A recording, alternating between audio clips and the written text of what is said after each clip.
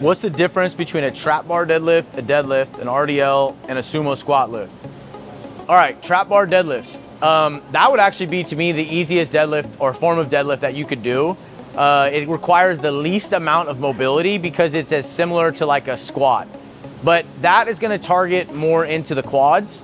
I would always recommend more of a hip shoulder, like a hip width position, so it's a little bit more narrow. You'll get more quad work in that than you would a straight bar deadlift, which brings me to number 2. So a straight bar deadlift. Straight bar deadlift is going to also get your quads, but it's also going to get a heavy amount of glute and posterior chain work. It does require a lot more mobility. So if you're struggling with doing a proper deadlift, which I think is one of the best exercises of all time, I would suggest that you actually start the bar from the crash arms. So you're not actually pulling up, you're gonna start with it at your hip, and then you're learning how to squat the bar down and up.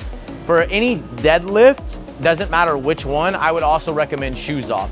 Then RDL is gonna be a slight knee bend, and you're gonna be driving your hips back, keeping the bar as close as humanly possible to your shins.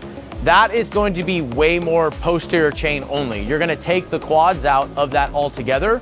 I have a lot of, like, let's say you have patella tendonitis as an athlete, I would actually recommend highly that you do RDLs often because number one, strengthening the hamstring and increasing mobility of the hamstring is gonna help you with having that patella tendonitis while you're actually giving it a break. The last one is a sumo squat lift, similar to like a plie squat or a sumo deadlift. A sumo deadlift is different. You're gonna have a really wide position, toes are pointed out, your arms are gonna be inside the legs, and what you're really doing here is you're shortening that range of motion.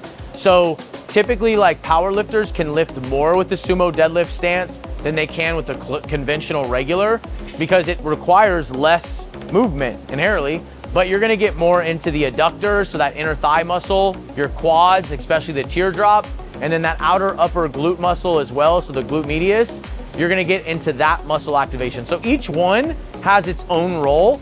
My personal favorite is just your straight up regular conventional deadlift. Then I would follow it up with an RDL. I'm not really a huge fan of the trap bar deadlift, although I do think it's really important for people in their early lifting stages or learning how to deadlift to actually utilize that exercise. My least favorite would be a sumo deadlift or a sumo squat lift is which we use.